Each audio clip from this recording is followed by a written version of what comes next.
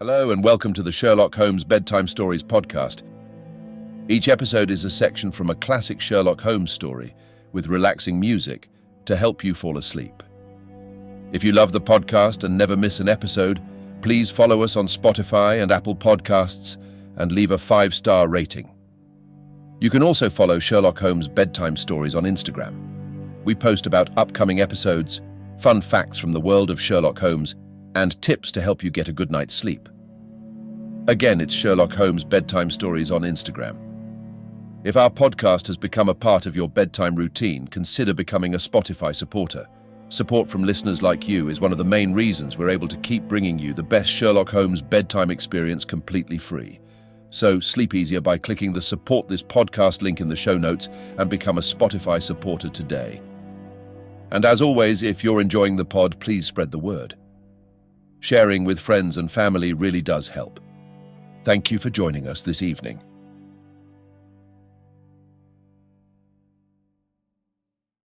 Now it's time to relax.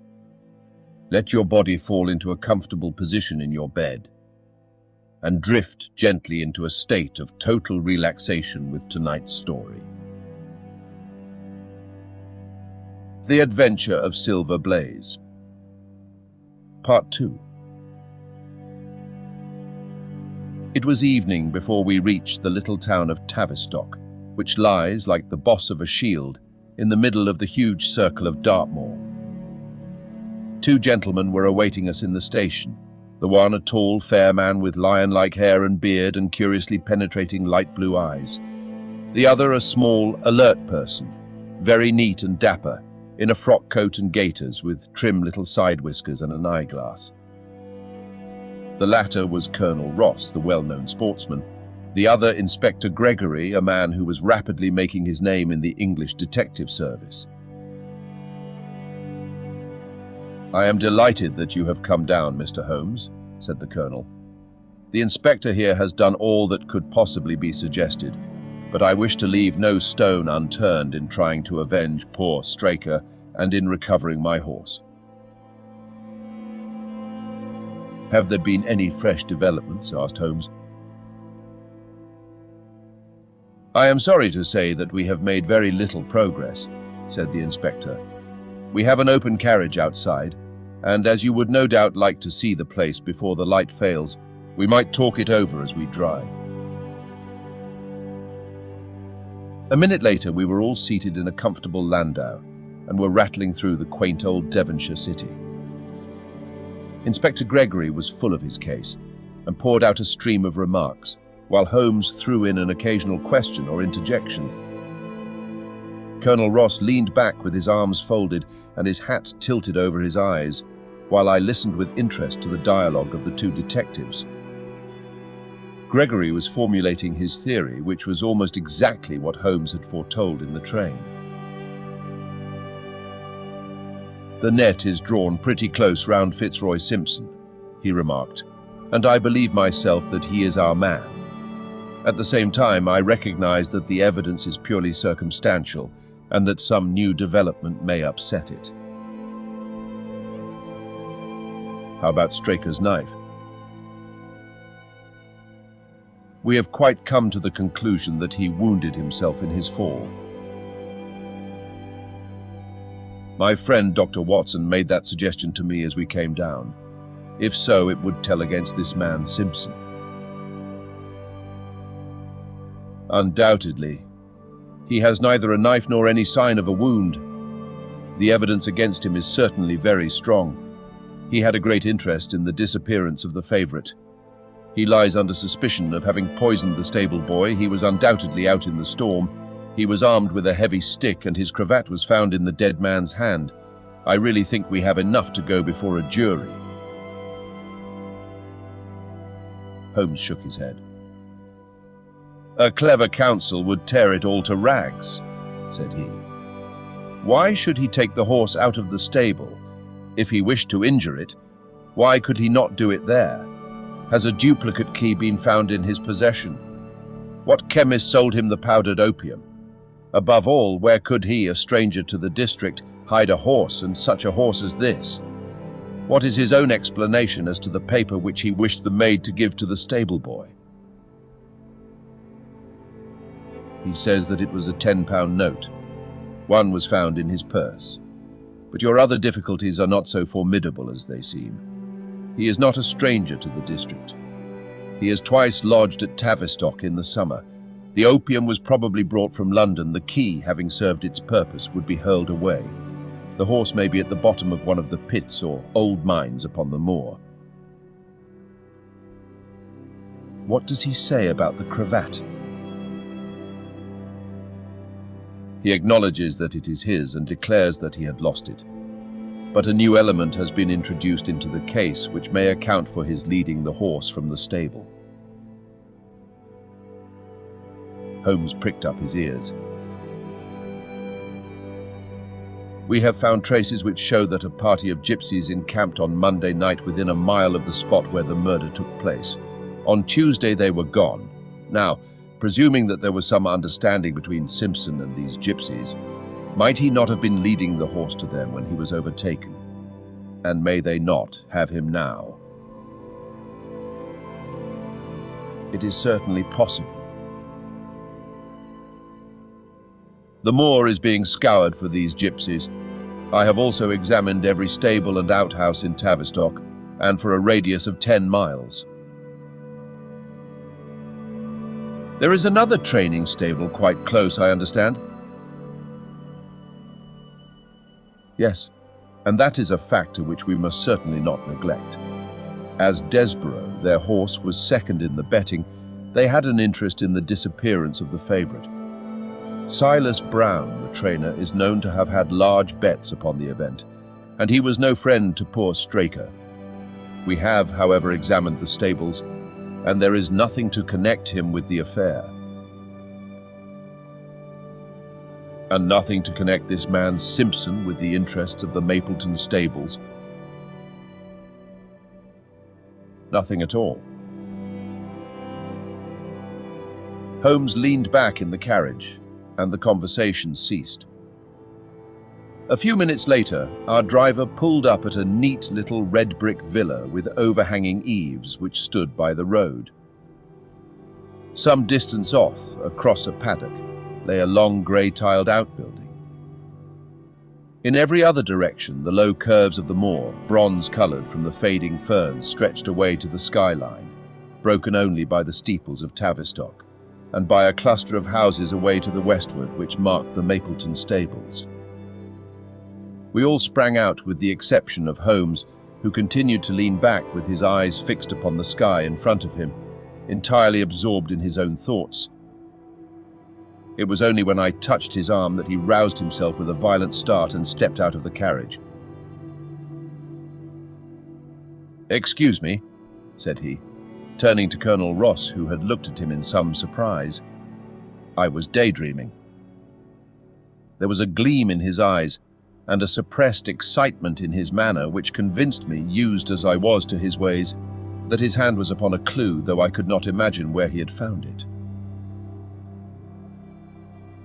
"Perhaps you would prefer at once to go on to the scene of the crime, Mr. Holmes," said Gregory. "I think that I should prefer to stay here a little and go into one or two questions of detail. Straker was brought back here, I presume?"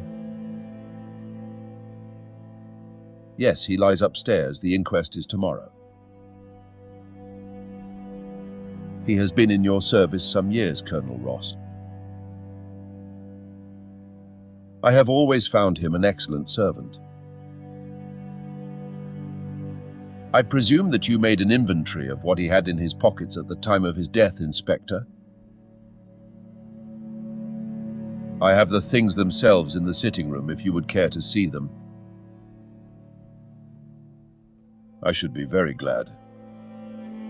We all filed into the front room and sat round the central table, while the inspector unlocked a square tin box and laid a small heap of things before us.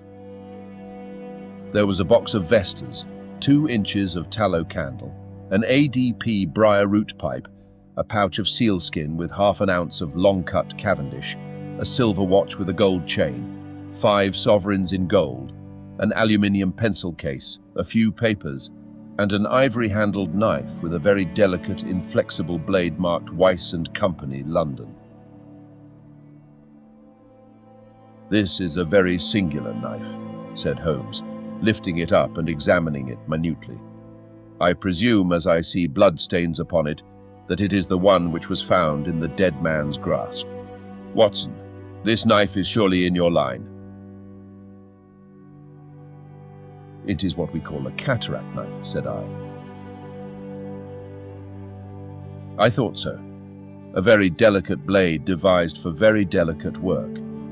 A strange thing for a man to carry with him upon a rough expedition, especially as it would not shut in his pocket." "The tip was guarded by a disc of cork which we found beside his body," said the inspector. "His wife tells us that the knife had lain upon the dressing table and that he had picked it up as he left the room. It was a poor weapon, but perhaps the best that he could lay his hands on at the moment." "Very possible. How about these papers?"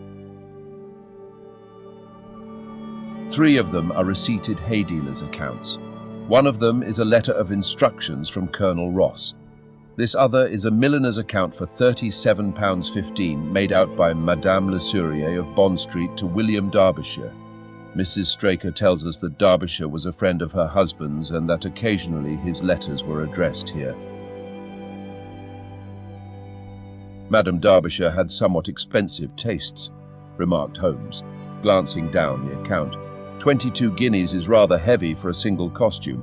However, there appears to be nothing more to learn, and we may now go down to the scene of the crime."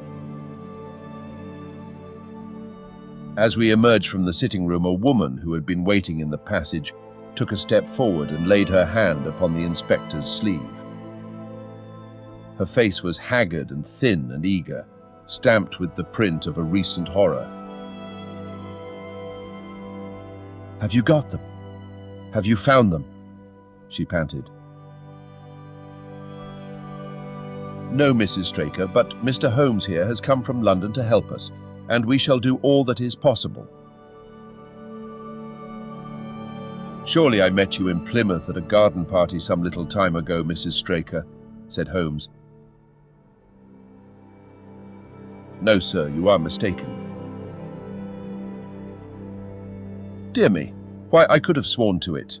You wore a costume of dove-coloured silk with ostrich feather trimming." "I never had such a dress, sir," answered the lady. "Ah, that quite settles it," said Holmes. And with an apology, he followed the inspector outside. A short walk across the moor took us to the hollow in which the body had been found. At the brink of it was the furze bush upon which the coat had been hung. "There was no wind that night, I understand," said Holmes. "None, but very heavy rain." "In that case, the overcoat was not blown against the furze bush, but placed there." "Yes, it was laid across the bush." "You fill me with interest. I perceive that the ground has been trampled up a good deal. No doubt many feet have been here since Monday night." "A piece of matting has been laid here at the side, and we have all stood upon that." "Excellent. In this bag I have one of the boots which Straker wore, one of Fitzroy Simpson's shoes, and a cast horseshoe of silver blaze." "My dear Inspector, you surpass yourself." Holmes took the bag, and descending into the hollow, he pushed the matting into a more central position. Then, stretching himself upon his face and leaning his chin upon his hands, he made a careful study of the trampled mud in front of him. "Hello," said he, suddenly. "What's this?" It was a wax vesta, half burned, which was so coated with mud that it looked at first like a little chip of wood. "I cannot think how I came to overlook it," said the inspector with an expression of annoyance. "It was invisible, buried in the mud. I only saw it because I was looking for it." "What, you expected to find it?" "I thought it not unlikely." He took the boots from the bag and compared the impressions of each of them with marks upon the ground. Then he clambered up to the rim of the hollow and crawled about among the ferns and bushes. "I am afraid that there are no more tracks," said the inspector. "I have examined the ground very carefully for 100 yards in each direction." "Indeed," said Holmes, rising. "I should not have the impertinence to do it again after what you say.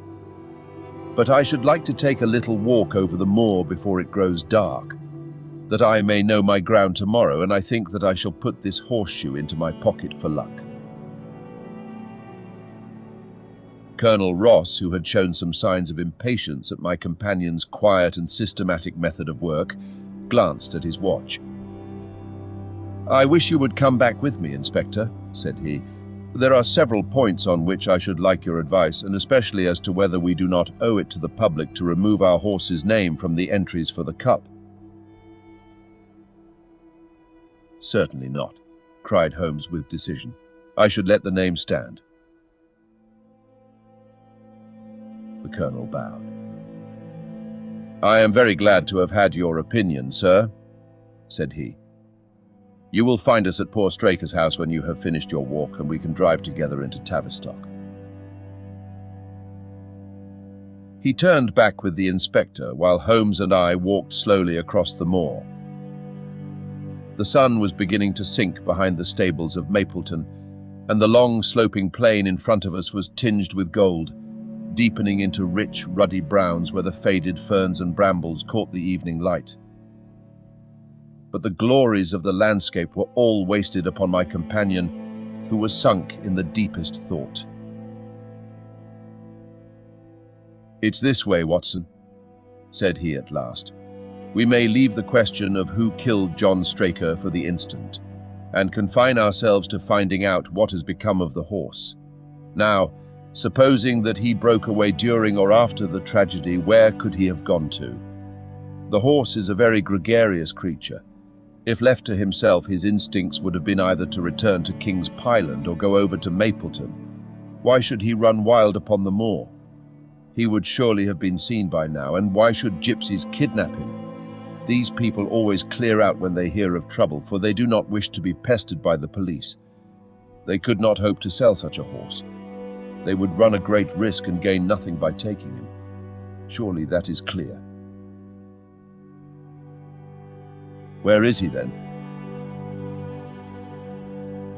"I have already said that he must have gone to King's Pyland or to Mapleton.